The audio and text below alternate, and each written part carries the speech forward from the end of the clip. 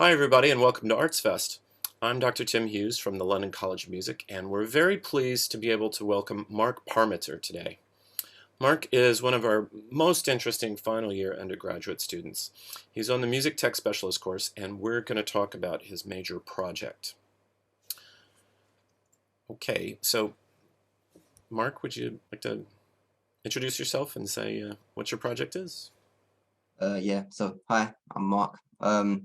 For my project, I made a virtual piano based off a Bechstein A1 Grand um, through Kontakt. Yeah, it's very interesting. So, can you tell us a little bit about about the background of this? I mean, how how you came to do such an interesting thing is to make a high quality, like a professional quality virtual piano. Yeah, well, it kind of started with just the fact that the piano is quite special to me. It's a family piano. It's at a house at a relative's, and it's the piano that I learned originally to play on, and I've always kind of like whenever I play a different piano, I don't really get the same feeling, you know. You always have that kind of personal instrument. Always, yeah. So yeah, I almost wanted to like capture it, you know, stuff gets broken, stuff gets damaged, and I wanted to like have it just kind of preserved almost. Everything's turning digital now, so I kind of wanted to make it so I could just play it in my compositions without needing, you know, because when you're talking about recording a piano like this, if you want to record it well, like the setup that I used, it was worth, you know, thousands of pounds. It was Newman U87s and DPAs. That's a lot of money, and if you want to record a piano and hiring that equipment every time is not cheap. So I kind of wanted just to be able to use it in my actual music and yeah, just access it whenever I want, really. So you were able to get all that equipment from the university for your project. Yeah, yeah, thankfully, yeah. I think it was a bit harder than usual because of obviously the pandemic and COVID. Of course, yeah. Um, yeah, but I did manage to get it, yeah, and it was great. Originally, I was going to use cardioid DPAs, but I ended up using U87s in a sort of near coincident pair, and then I used omnidirectional DPAs for room microphones because my main idea I wanted to not just capture like the sound of the piano itself, but I wanted to capture how it sounded where I was playing it in that specific room. You know, I In the wanted the room, whole yeah. sound to be, you know, present. Yeah. So The physical space where an instrument plays is such an important part of things, yeah. yeah, really, really important. Yeah. And that's what I found as well when I was looking some of my research. I looked at some other virtual instruments and they sounded great, of course, but they sounded like typical ones that are built into doors. It sounded so surgical, like really, really clinical, like no That's right. ambience. Of course, it's meant to be like that because you're adding your own reverbs, but in this case, I wanted it to be in this room, you know, the sound that I was used to. So yeah, it was important to have a good pair of room mics for that. Now, had you had tried your hand at doing virtual instruments before, is that right? No. Mm. Oh, okay. Well, how did you come to do this then? I mean, what made you um, think of doing this for a project? Because the major project's a really big part of the undergraduate study, and you could do anything. You could have done compositions, you could have recorded artists, you could have done electronic music. There's any number of things you could have done for it. So why'd you pick this yeah, format venue? yeah. I feel like I like to be, or at least try to be, kind of versatile. Like I spent a lot of my first 2 years at UWL doing. I'm very into hip hop production, composing, songwriting.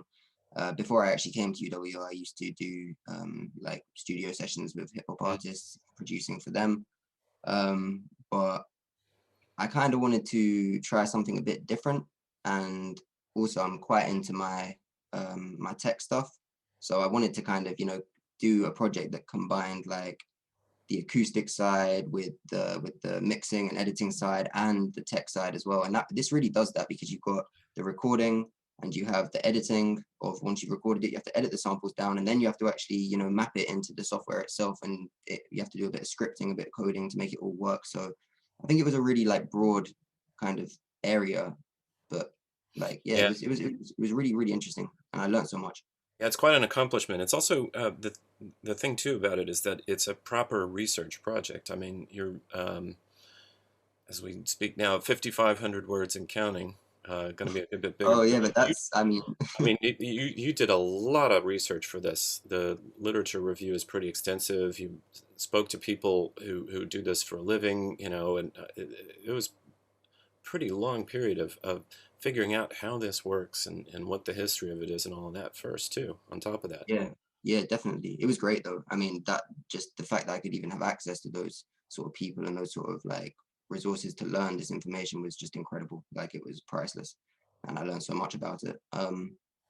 But yeah, it did involve a lot of work. I mean, you said 5,500 words there. That's just this one piece That's of writing. so far. Yeah, I've that's right. got another 3 documents that are 5,000 words each. I mean, everything. Actually, what I did, a big part of it for me as well was documentation. So documenting the entire process. So particularly when I was editing samples and doing the contact, like editing and the scripting and stuff, I literally made a log of every single thing I was doing as I was doing it, and it ended Hmm. up being about 5,000 words of just pure notes. Like, but yeah, it was. I won't forget how to do it. Put it like that. Yeah, yeah, yeah. The other thing that I find really fascinating about this is the project management side of it. I mean, it seems like it's an awful lot of things to wrangle together all into one output, you know? Yeah, yeah, definitely. Project management was definitely a very major part of it. I had, of course, the assessment itself requires us to do weekly schedules Hmm. at the beginning. So, you know, it gets us into that mindset of having everything planned out and knowing when you're going to need to do stuff and when it's due. But yeah, I tried to follow that as rigorously as possible. Obviously, COVID, you But know, yeah, I was made going to stuff. say, obviously, it wasn't possible Yeah, because the pandemic really threw quite a wrench in there. How did you adjust to that on the fly? Because y- at the start of this year, we were all planning to come back, you know, yeah, right. and then the second wave hit right as you were about to do a lot of your major recording work for this. Exactly. So Yeah, I how was did you adjust right. to that? Yeah, right as I was trying to get microphones is when we sort of went back into lockdown, and obviously, yeah, it didn't really work out too well. But yeah, I mean, the main way was lots of emails, just good Yeah, coordination. You know, good coordination and communication between people. I made sure, you know, I was in quite constant communication with people at the MRC, which is obviously where we get our equipment from. Music Resource Uh, Center. Yeah, yeah, exactly. So yeah, and it did work out. It was more difficult than usual, but you know, I guess you expect that during a time like this. Um, but yeah, it wasn't too difficult. It still worked. I did get pushed back a bit from my schedule. You know, I was meant to start recording about a month before I actually did, yeah. but it was I factored in plenty of time for stuff like that, so it wasn't a major issue, to be honest. Like, as even though despite the size of the project and like the complexity, I actually think it went quite streamlined, and there were relatively few like issues that came up for me that were serious, you know. Yeah. I had one where I accidentally like broke the instrument because of a bug that's in the software, and then I had to go back in and fix it. But you know, other than that, you know, it was okay. It was okay. It Sure. wasn't And nothing by major. that, you don't literally mean the physical piano. You mean the No. I instrument, mean the virtual a one. bug Yeah, in the no, coding. yeah, Yeah, that's right. That's no. right. Yeah, that would have been worse. That would have been much Well, worse. hey, But that just makes it that much better of a learning experience because anybody who's spent any time coding uh, can tell you that oh debugging yeah, is one of the most important aspects of the job. So yeah, it's good. yeah, I found All that. right, before we get to the video that you prepared, can you just tell us a little bit about LCM and how your whole experience here and how you felt you were supported by the staff and the facilities and the academics and all of that. Yeah, I mean, obviously the last year has been difficult with COVID and the pandemic. It's like I said before, it's been really important to just maintain communication and to like work everything out as best you can, because a lot of people don't know what's going on right now, and you just have to work it out. But in general, it's been good. Like the studios themselves are fantastic. The first 2 years, obviously, it's been difficult. Last year and a half trying to get studio time has been Mm. very difficult because of the whole cleaning procedure and stuff. But like before, and when the studios are open normally, they're excellent. They're so good. Like they're so professional. And yeah, I when I first walked in to Yeah, the studios, I had absolutely like no idea what was going on. I know it's a little um crazy. It's like walking into the cockpit of the Starship Enterprise or something like that. You know, it's like yeah, blinking pretty lights much. everywhere and dials and stuff, and you have no idea what it can do. After a while, that becomes second nature, doesn't it? Yeah, no, Yeah, literally, yeah, exactly. That's what I was going to say. I mean, I walked in having just no idea what I was doing, and then now I feel pretty comfortable. You know, I feel like I can walk into most studios and within a little while get used to it pretty quickly. So it's great. I mean, before LCM, I had very little experience with actual, big mixing desks and professional studios. So yeah, that's been great, like really excellent. Now let me ask you this though: with technology being what it is, there's a lot of artists out there. There've always been a few that have done this, but they had millions. But nowadays, you see a lot of artists like Billie Eilish and her brother, a good example, who do everything in the box, as they say, where they record at home. Yeah, Um, so I think some young students are feeling like they don't necessarily need that much access to the studios, and you're somebody who could do all that before you came. So, yeah. what do you think? Is there a big advantage to working in the professional type studios that you're able to learn? Personally, I mean, I'm a bit on the fence. I see the merits of both. I Mm, definitely think it's important to have an understanding of the physical hardware. If for nothing else, just to understand the basic principles that you use in your right. software, Mm. because they are all applied from where it originated. The hardware is what the software is modeled on, what it's based on. A lot of the interfaces themselves are based on what the hardware used to look like. Um, so I think that's really, really important. I also think while obviously technology has increased massively over the last 20, 30 years, um, or even more, I think it's still a bit of a risk to say that you can achieve the same at home as you could in a studio. It's not quite. I mean, if you kit out your home really well, then maybe, but put it like this, when I was recording the piano, no matter how hard I tried and I used denoising afterwards as well, there was always sound in the Yeah, background. that's right. And you don't even hear it, you don't know it's there. But when you listen back to it, you can hear it. It's very present, which Yeah, is it annoying. makes you appreciate some of the early big multi-track records like Dark Side of the Moon, that's just like perfect, pristine sound. There's no way I don't think you could get that at home with Yeah, a laptop, no matter how hard you yeah. try. Yeah, Yeah, I have to cool. agree. All right. How do you feel now that you're because you're basically done? You got a little bit of writing up to do, and wrapping up the project in a bow and sending it in, and that's pretty much it. So you're done. So how do Hmm. you feel now? And what are you thinking looking forward? I know it's a big time. Yeah, I guess like, I mean, I'm happy that all the work's done. I feel a bit, Yeah. I guess disorientated because it's you sort of like work so hard at something where you put so much time into it, and then when you're finished, you're sort of like, what do I do now? But yeah, I mean, the project itself has helped me massively. I'm looking to kind of get into more software work and Mm. potentially making more virtual instruments or looking at virtual instrument companies and seeing what they have to offer. I'm also really looking forward to getting back into my hip hop, getting back Cool. to actually, I haven't done any really, like, for the last year. I haven't done much composition or songwriting at all, and I do miss it. I don't know whether it's the professional route for me yet. I'm not 100% sure, but I do miss it a lot. The creative side, that sort of creative side of songwriting and composing. So Cool. I'm definitely going to get back into that. But Good. Well, yeah, get to it because the world needs more good jams. That's for sure. yeah, for Um, real. all right. And so what do you feel like has been your biggest achievement? Because it's been a pretty full 3 years, and you've done really well in a lot of areas. So what do you think is the biggest thing you've achieved in terms of what you've learned, The biggest. or most The, important, or most valuable? yeah, Yeah. I mean, I would have to say, like, Coolest. yeah. I mean, I would have to say this project that I've done this year with my virtual instrument is without doubt, it's the single project that I've learned the most from, put the most work into. But you expect that for a major project, I guess. For your final year, your final, you expect it. But yeah, this has been really good. It's just like I said before, it's because it's taught me so much of different things, recording, editing, and software. I really like the way that all of those aspects, the acoustic properties, the analog properties, the digital properties, they're all like combined together into one thing. And just seeing the process from start to finish has been just, yeah, a great learning experience. And it's definitely the biggest one I've had while I've been at the uni. I've learned a lot as well about, I learned a lot more in depth about sampling and things like that in my past like 2 years. But yeah, if I had to pick one, it would be this one. And yeah, it would have to be this one, the piano one. Certainly, I remember when we had the chance to interview Harry Wilson of Spitfire Yeah, Audio. He yeah, was he was most impressed with this project. It was like, wow, that's great. that's quite an ambitious project. So yeah, it's quite an achievement. Well, Yeah, great. I'm happy I So, managed to finish it, to be honest. well, so you've made a short promotional video to demonstrate your virtual piano. So why don't we take a look at that?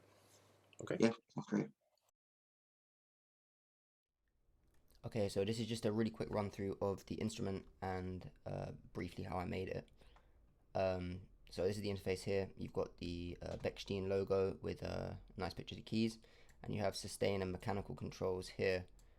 This sustain control controls the level of the actual pedal noise, and that's the noise of the pedal being pressed and the dampers lifting off the strings of the piano. And the mechanical noise controls the releases, so the sound of when you release the keys on a piano and the notes, the hammers fall back to where they originally were. That's what this controls. You can control how loud you would like that there. You can make it sound a little more clunky, or I guess mechanical, or you can make it just smooth and turn both of these off. But it doesn't sound as natural with them off. But yeah, so the sustain sounds, if I put it on full, you can hear it here.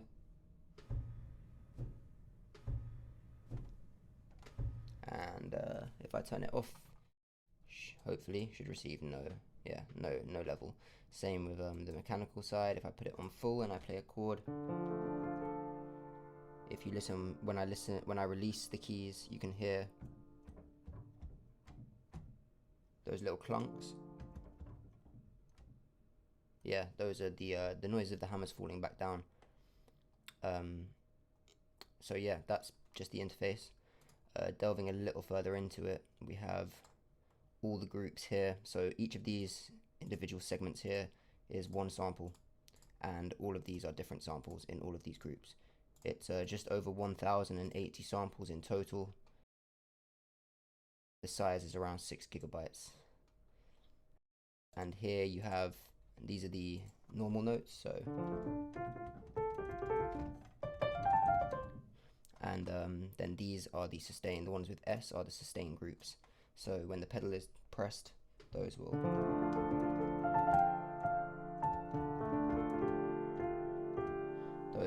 keep that sustain, those notes held down basically. And they're also individually sampled sustain notes. So when they were recorded, I actually did have the sustain pedal down to actually get an accurate representation of what those notes sound like with the pedal down, because it is different.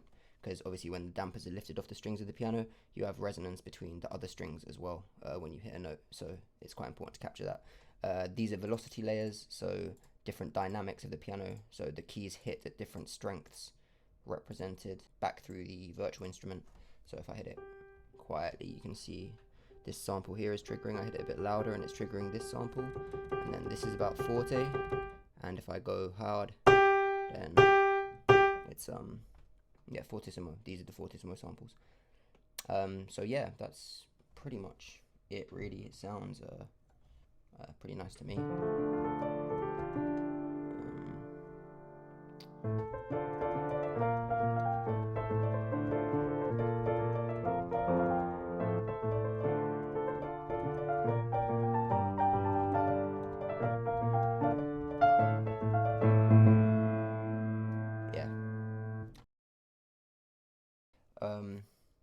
Yeah, that's pretty much it. Scripting is here as well. This is sort of the code that's gone into it. Yeah, I didn't write all of this, but I did have to amend most of it. So I do have to actually understand all of this, that was a learning experience. But yeah, that is basically the instrument.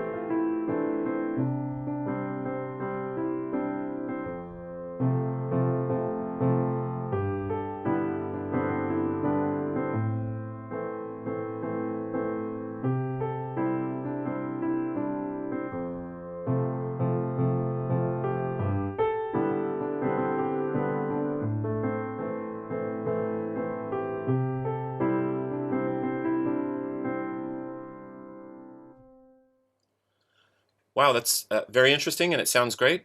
Thanks so much for taking some time to show it to us, Mark, and best of luck. We'll look forward to seeing you at our celebration for graduates in a month or two. Thank you very much, Tim. See you later. All right, take care.